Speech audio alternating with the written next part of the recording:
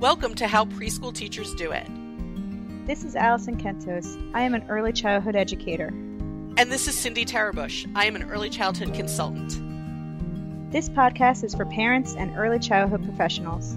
Let our experience and research-based knowledge become your guide. Hello, preschool peeps. Hi, peeps.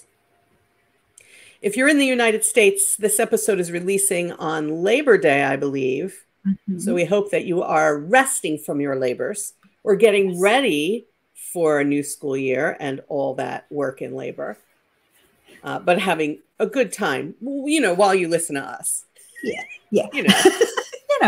or that maybe you've come back the next day or something and you're listening, and we actually released this yesterday and maybe you're listening today. Whatever around that holiday in the United States. We thought that with, when this is releasing, the timing of this release, we know some places will have already started their school year recently. Other places are heading back in the next 2 weeks. And we thought that it would be worthwhile to talk about when families come back to school and realize the staff isn't who they thought it was going to be. Whether that's the principal, the vice principal, the classroom teacher, this sometimes happens. Yeah. A lot of change happens over the summer, and yes. And when you leave in the United States, it's usually May or June. When you leave, the school doesn't even know where people are going to be placed yet, usually. Not always. Or sometimes they do, and over the summer, the teacher decides, you know what? I want to move to this school instead, or I am going to take care of my family and not come back at all, or whatever it might be. Like a lot of change happens over the summer. And they don't necessarily let the parents know over the summer that all of this change has happened. Sometimes families know when change is anticipated, and sometimes they don't. And very often, either way, my experience is whether they knew or not, this general panic can set in. People now really worried. They thought they knew what was going to happen with their children. Now they're not sure what's going to be with their children or what's going to happen in the environment. And we all know that change is hard for people. We've talked about other changes in prior episodes of this podcast, but this change caught my eye because of a Facebook thread that I saw of people in my town panicking at the notion that principals might be changed, and they're setting up petitions and don't ask. And I'm just sitting here like, change is a part of life. It's actually good to model for children that change is okay and that change can be good, instead of everybody going into an uproar and panicking. I understand change can be hard, and that panic can cross over into our classrooms and our environments, because the children at home saw this frenzy happening. You may think they're not looking, but they are. And they know that you are talking to the neighbors and you are flipping out and you're unhappy about this and you're setting up petitions or whatever you're doing. The children know it. So now they're scared. Yep. That was not helpful to them. Right. Then they arrive. And they're like, well, my parent doesn't like this person and there must be a reason why. And as a child, you're going to spin this to be all about whatever it is you're going to spin it about. And most of them are going to spin it to be about themselves. You know what I mean? Because they're children, and you don't want they're your children and they just think way. Something must be dangerous. Yes. Yeah. Something must be dangerous. I'm not safe here. Or maybe this principal does not like me. This teacher is not going to be good for me, whatever it might be, because there's a reason why my mom and dad threw a fit basically about this person coming into my life. Okay. Otherwise you would just be like, all right. Because to me, like, especially in districts, like that happens all the time. Principals, especially in larger districts, they'll move to schools. Teachers will transfer to different grade levels or different locations. And to me, it's a good thing, right? You want the principal or the staff members to be in a spot where they want to be, or to advance themselves. Some of them, like some of them are classroom teachers and they want to be maybe a little bit higher up. And so they're going to move around. And I feel like you have to trust your district to say, yes, that's the right move for not only this person, but for us as a district to grow. Right. And especially with like a large district where that happens a lot in districts that are big, the principals will rotate around. You know, they don't always stay in one location. They'll rotate around. And I think that's good thing for the principals. That's a good thing. It's a good thing for all the schools and the children too, because then there's everybody's talents are spread around, and then people don't become stale and complacent. I have to change now and take on this new place and this new staff and these new families. And it provides actually a sort of a more dynamic, exciting environment that there's this change. But if we completely panic and the children see that, and believe me, they do, no one is being helped here. Right. Then they arrive in school with more separation anxiety, more trepidation about what's going to happen. Yeah. And it's not just, by the way, it's not just administrators. You could get something. You could think your child is going to have a certain teacher, and that teacher decides to move somewhere else, and they're not at that school anymore in the last minute. And you get a notification like, actually, your child is going to have this teacher, and everybody's having a fit. And as a parent, I understand. You thought it was going to be a certain way. You figure your child's going to be okay, and now everything's been upended. You don't know what's going to happen. I'm going to propose that is a lot of adult anxiety that's going to be visited on the children, brought into the classroom, and impact everyone's ability to feel safe and to learn. Yes. Have you ever been at a job and the boss suddenly changes? That's happened to me. It happens a lot, right? It happens a lot. It happens to adults all the time. All right. You all the time. Your boss changes, your coworkers change, your location might change. They're like, hey, your job is transferring to this location. Now you have a different commute. So why not, when the children are young and this change happens, actually make it a learning experience? Because as an adult, it's not going to be stagnant. People are not going to stay in the same position. You, as an adult, are not going to stay in the same position. So that's right. And nobody would ask you to, unless that's absolutely what you wanted. But it's just, that's not life. Life changes, so prepare the children for this. Teaching children that different authority figures actually can all bring talents and be beneficial to you in your life is a wonderful life lesson to teach them. All right, things change. Let's see how it goes. Let's, maybe everything will be fine. We're going to go in assuming everything will be fine. And, there's just such I think, and, people can certainly disagree, but I think in 2023, there is such a desire among families to protect and micromanage the children that didn't necessarily exist in prior generations. I think in prior generations, if someone changed, the principal or the teacher, I think like my family would have looked at me and said, that's life. Things change. Go to school. It happens. Go to school. You're still going to school. You're going to school no matter what. All right. So I think my parents would have been like, hey, this happens. It happens. See ya. Here's your lunch. Yeah. I don't think it would have been a big deal at all. Yeah, it would not have been made a big deal at all. I don't even think like my father necessarily knew my teacher's name even. He was just like, whatever, you go to school every day and that's it. Like I don't think he even knew, and he didn't care. It's not that he didn't care. It's just like, he's like, whatever. I'm sure the teacher is perfectly qualified to teach you and you're fine. You know what I mean? Like they wouldn't have hired this person. And you know what? Not perfectly capable of teaching you. Hopefully so. Hopefully so. Yeah. But I understand as a parent, I understand your need to advocate for your child, and I agree that you do have to advocate for your child.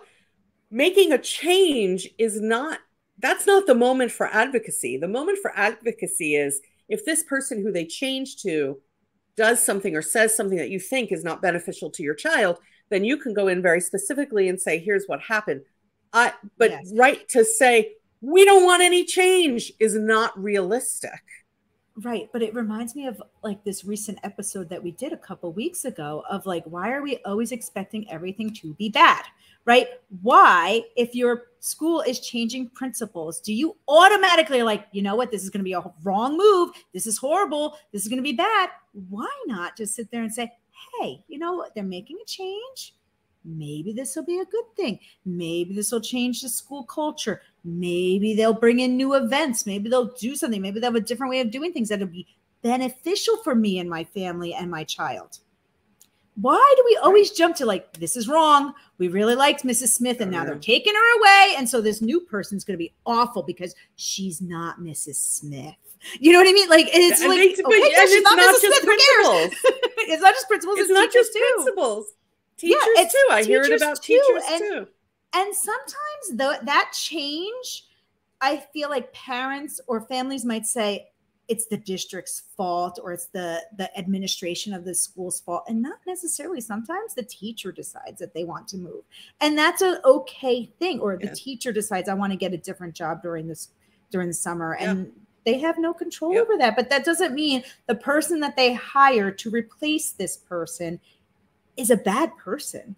You know, they might be a very, very great teacher. You might even be happier with the new teacher than you would have been with the old, you know, so just take it as it is. And then, like Cindy said, if something occurs where you're like, now I need to say something, then do it. But up until then, why are we automatically thinking it's going to be bad? I don't know. It just sets up really not good relationships. If you are the new teacher who has been plopped into this situation, let's look at the other side. You're the new person. You're the new principal. You're the new vice principal. You're the new teacher. They've plopped you in and people weren't expecting you. You're going to have to work doubly hard to set up these trusting relationships. It's got to start with outreach. As soon as you get the class lists, as soon as you know who's in the class and you know you're going to absolutely be in this position, whatever it is, there has to be communication to people. There has to be immediate outreach to say, here's why I'm happy about this change. Here's what I'm looking forward to with your children. Here's what I can't wait to assume this position. Right. Here's what I bring. Here's my teaching philosophy or my philosophy of education. Here's what I bring to your children, and start opening their minds up through your communication. Right. Yeah. And that should take place immediately. Like, I would not wait for the first days of school necessarily if you have the communication information ahead of time. If you are able to email people ahead of time, then do it. Do it. 100% do it. We live in a world of Zoom. You want to have a meeting, you know? I know that there are union rules about when you're going to work and when you're not going to work. If you work for a public school, that's part of the union. I know that there's many rules around this. You have to think about the setting you're in and what you can do. And this is a situation where I think you want to default to what's the most I can do in this situation to make everybody settle in and feel comfortable with me. They have to know your talents. They have to know your perceptions. They have to know what you believe about teaching children, no matter what position you're in. Right. And I think if you're a parent, it's okay to ask for that kind of stuff too. Like if you know the change happened, say, you know, like sometimes you don't always know, but say, say you were expecting your child to have one teacher and you learned over the summer, maybe the principal communicated it out that there's going to be a new teacher in your child's class. When I worked in the district, it was okay. Like I would receive emails sometimes earlier, you know, to say, hey, I would like to meet you or with my child, you know, before the first day of school. And the district I worked in, they had meet and greets, you know, and that was lovely, but not every district does that. Right. So I never minded saying, I will be there for the two. Usually you have teacher work days a couple days before the first day of school. I will be there. Please let me know what's a good time. And I will meet you either outside or you can come into the classroom or whatever, just for a quickie. Like, then you know each other's faces at least, you know, and then you could see each other. I never minded as a teacher doing that. Some people do, but I never did. And, or at least like Cindy said, we have Zoom now. We didn't have that a few years ago. So if you are not one that wants to meet them, you can say, hey, I'm going to hop on Zoom. You know, we can talk and chat that way. And here you go. Here's a good time. Like, I don't think there's anything wrong with asking that as a parent, saying, hey, you know, there's no meet and greet, or I can't make the meet and greet, or I would like my child to at least see your face before they walk into the first day of school. I don't see that being anything wrong, right? I think that's a good thing. You should advocate for that, you know? That's right. You absolutely should advocate for that. Yeah. You know, and as a professional, it serves me to do it because if Yes. I can if I can calm everybody down, I have a better beginning of the Yep. year. It's for Yep. my own benefit. You know, people think, oh, look how generous she's meeting. No, it's not really all, it's No. partially generous. It's also partially selfish. I want to Yes. set up, right? I want to set myself up for a decent beginning of the school year. So Yes. anybody who is communicating to me in any way that they're anxious, I'm going to want to connect with. And they don't necessarily come to you and say, hey, I'm anxious.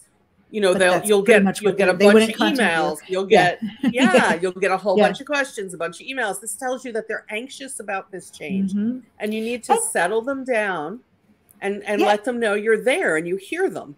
And if you're new in this role and you were plopped in there and the parents are already like, I don't think I like this lady, you know, what a great way to get them on your side to be like, hey, I'll meet you. I'll meet you during teacher work days. I'll take time. Maybe we can eat lunch at the picnic table outside. Even something like that. Like, and all of a sudden this parent's like, wow, she's really nice. You have a nice teacher. She's going to meet with you outside. You know, like instead of it being, but if you sit there and say, sorry, no, it's against my contract to meet with you or something like that, you pull that, they're automatically like, told you she wasn't a good teacher. You know what I mean? So like, why not? It's a simple 5 minutes. It could be 5 minutes of your life that would change the perception that the parents have and the life of that child who's going to be in your room for the next 10 months. So why not start off on a good foot?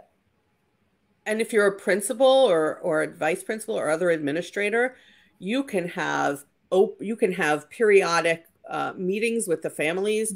I know someone who became a principal and he had, I forget what it was called, something and talk with the principal. Coffee and talk? Tea and talk, something. Set up some kind of sessions. Yeah, it was kind of cool. Where he just made himself available, like you know, every let's say Thursday from 12 to 1:30. It was like, you know, coffee and talk or tea and talk with the principal, and any family that wanted to come in could. I know someone else who became an administrator, and what they did was they set up a big welcome family barbecue picnic day. Oh, nice. Right after. That's cool. Like, I think it was after school one day where everybody got to come and meet the new principal and, you know, and connect and make that connection. And it made it a little exciting for everybody. It's not like back in the day where a principal could just, you know, walk in and sit in the office and not connect with anybody but the families whose children were having challenges. It's very important to set up those relationships with everybody. And again, you want to do it from the jump. You want to say, here's what I believe. Here's what here's what I see. Here's what I believe. And here are different ways you can meet with me, connect with me. Yeah. You know, when I think about principals, when I was a child, they were like these scary creatures in an office. And it's not that way anymore. It's true. Which is good. It's very true. Because I feel like back then, I think their job was thought of like, I manage the teachers. I don't have to deal necessarily with managing the children. And that's fine. That's what the role was back then. Now it's evolved into something new and different, which is great because now those principals are very much involved with not only the teachers, but the children and the families as well. So like it's changed. So like, that's why I think back then when we were in school, it was scary because they're like, ooh, the principal only talks to my mom when I'm in trouble, not even when anything's good. Right. So like that's now still how people see it. That's how some adults still see it. Because the people who were in that are people that are our age, you know what I mean? That now have children in the public school. So like, but it's totally evolved into something totally different, which is a wonderful thing because they should be managing the entirety of the school, which includes the children and the families.